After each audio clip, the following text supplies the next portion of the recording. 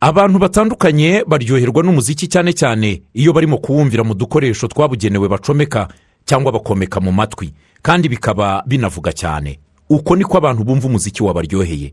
Nubwo kumvira muri headphones cyangwa se kutera uko wabyita bishobora kuryoshya umuziki ukarushaho kumva uwishimiye, hari byinshi bishobora kwangiza ku buzima bw'umuntu, ari nabyo tugiye kugarukaho muri iyi nyungurabwenge y'uyu munsi. Icya mbere ni ugutakaza ubushobozi bwo kumva. Ushobora gutekereza ibi ko bidashoboka, ariko ubushakashatsi bugaragaza ko kumvira umuziki usakuza muri headphones cyangwa se écouteurs zicomekwa mu matwi ngo bishobora gutera ibibazo bitandukanye bijyanye no kumva, cyangwa se igihe bibaye akamenyero gahoraho bikaba byanatera gutakaza ubushobozi bwo kumva mu buryo bwa burundu, umuntu akitwa ko yagize ubumuga bwo kutumva burundu. Ntabwo ari ibyo gusa, kuko ubushakashatsi bunagaragaza yuko abasaga miliyoni 2 ku isi iteka ngo batakaza ubushobozi bwo kumva, cyangwa iteka aho bari hose bakumva umuziki urimo bavugamo cyangwa bakumva ibintu byidunda mu matwi bakifuza gukorogoshoramo nyamara batambaye kuteri. Ibi ngo ni ukuvuga ko mu matwi hamaze kwangirika. Hari n'abaryama bakarota nk'umuziki urimo bavugiramo bakibwira ko ari inzozi, nyamara ari ukubera ko amatwi yamaze kwangirika kubera guhozamo ekuteri.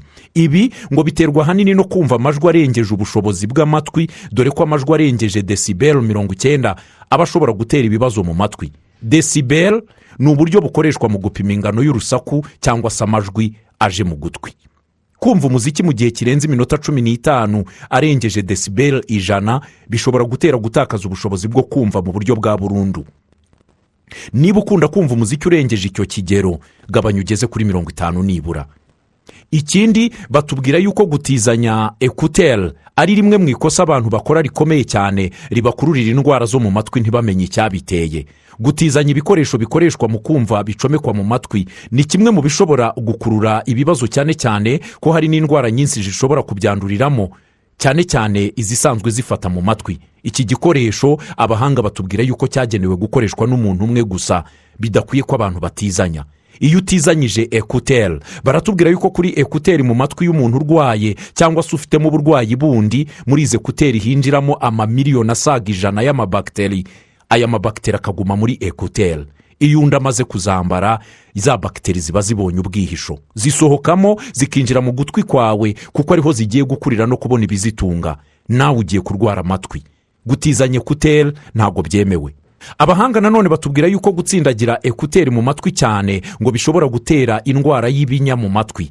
Amatwi yawe agahoramo ibinya, ukumva tumva neza. Iyo utsindagiye écouteurs mu matwi cyane bituma nta mwuka winjira mu matwi, bityo bigatuma ushobora kurwara indwara nk'umuhaha. Ariko by'umwihariko gutsindagira écouteurs mu matwi urimo no kumva volume yo hejuru cyane cyane ngo bitera ibinya mu matwi, igihe kimwe ugatakaza ubushobozi bwo kumva kanya gato, hashira kandi kanya ukumva biragarutse. Icyo gihe mu matwi yawe haba hajemo ibinya by'umurengera. Ibi binya ngo bishobora no kuba byakuviramo ikibazo cyo kurwara indwara zo mu mutwe, cyangwa se bikaba byagera no ku bwonko. Iteka ukajya wumva umutwe ukurya udakira wa burundu, byaratewe na écouteurs uhoza mu matwi mu gihe wumva ku kigero cyo hejuru ya volume. Ikindi nuko batubwira ngo ko bigira ingaruka no ku bwonko, nk'uko twari tumaze kubibabwira. Kumva umuziki kenshi muri écouteurs cyangwa se mu rusaku rwinshi rusakuza ngo bishobora gutera ibibazo bitandukanye mu bwonko, birimo na kanseri. Usibye ibi, guhora wumva uyu muziki usakuza kandi ngo winjira mu matwi cyane bishobora gutera ububabare bwa hato na hato mu matwi, iteka ukajya urwara umutwe udakira. Ukumva imitsi yo mu mutwe ntikora neza. Akenshi ngo ikizabikubwira nuko iyo ugiye kwiyogoshesha mu masalo, iyo bagukojejeho imashini wumva hasa n'ahajemo ibintu birabya, cyangwa se ukumva imitsi irasa n'irabiranye. Icyo gihe ujya umenya yuko mu mutwe wawe hatangiye kwangirika bitewe na écouteurs.